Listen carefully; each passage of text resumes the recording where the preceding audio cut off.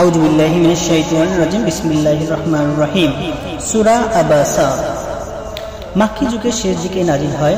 সূরা নম্বর 80, আয়াত সংখ্যা 42। মাক্কি যুগের সূরা, এটি একটি মাক্কি সূরা। সূরা আবাসা নাজিলের ধারাবাহিকতা অনুযায়ী 24তম সূরা। এর আগের সূরা নাজম, পরের সূরা কদর।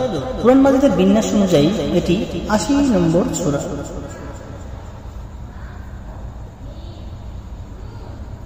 সূরা আবাসা এর অর্থ, আবাসা মানে সে ভুরু কুঁচকালো।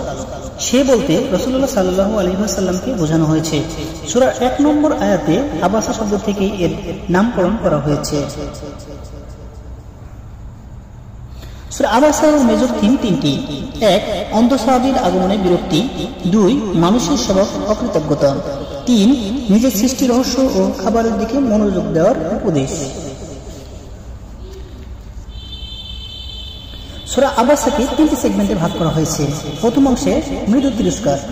সূরার শুরুতেই রাসূলুল্লাহ সাল্লাল্লাহু আলাইহি ওয়াসাল্লামের বিরক্তির ঘটনা তুলে ধরেন আল্লাহ।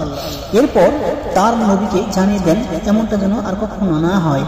দ্বিতীয় অংশ জাগরণের সতর্কতা। মানুষের সৃষ্টি এক ফোঁটা বীর্য থেকে, তাই তার উচিত অহংকার না করে আল্লাহর অনুগত হওয়া, আর তা না হলে কপালে জুটবে পরকালের শাস্তি। এবং শেষ অংশে কিয়ামতের আলোচনা। সূরার একেবারে শেষ অংশে কিয়ামতের ব্যাপারে আলোচনা উঠে এসেছে, যেখানে কিয়ামত দিবসের কিছু চিত্র তুলে ধরা হয়েছে। ফজিলত: নবী করিম সাল্লাল্লাহু আলাইহি ওয়াসাল্লাম মাঝে মাঝে এক রাকাতেই একই রকমের দুটি সূরা তিলাওয়াত করতেন। এরকম এক জোড়া সূরা হলো সূরা আবাসা ও সূরা মুতাফফিফিন, যা তিনি এক রাকাতে তিলাওয়াত করতেন। আবু দাউদ 1396। কজ অ্যান্ড ইফেক্ট: শারীরিকভাবে অক্ষম বা অসুস্থ কোনো ব্যক্তিকে দেখতে যান, এতে অসুস্থ ব্যক্তি যেমন প্রফুল্ল হবেন, আল্লাহ খুশি হবেন। সূরা আবাসা এর সেন্ট্রাল থিম আল্লাহর সমতা নীতি। ওভারভিউ: সূরা আবাসা এর প্রথম থেকে 4 নম্বর আয়াতে যে নিজেকে পরিশুদ্ধ করতে চায়, কোরআন উপদেশ গ্রহণ করতে চায়, তার দিকে অধিক মনোযোগ দিতে হবে। 5 থেকে 10 নম্বর আয়াতে অপরদিকে যে কোরআনকে নিজের জন্য প্রয়োজনীয় মনে করে না, তাকে পরিশুদ্ধ করার দায়িত্ব রাসূলের নেই। 11 থেকে 16 নম্বর আয়াত কোরআনের মিশন নিঃসন্দেহে অসাধারণ। 17 থেকে 23 নম্বর আয়াতে মানুষের জন্য আল্লাহর অবাধ্য হওয়া খুবই বেমানান। সে কিছুতেই আল্লাহর হক পুরোপুরি আদায় করতে পারে না।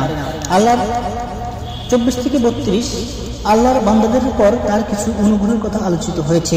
33তম থেকে 42তম আয়াতে পরকালের একটি বিবরণ দেওয়া হয়েছে, যেখানে মানুষ তার আপনজনদের কাছ থেকে পালাবে।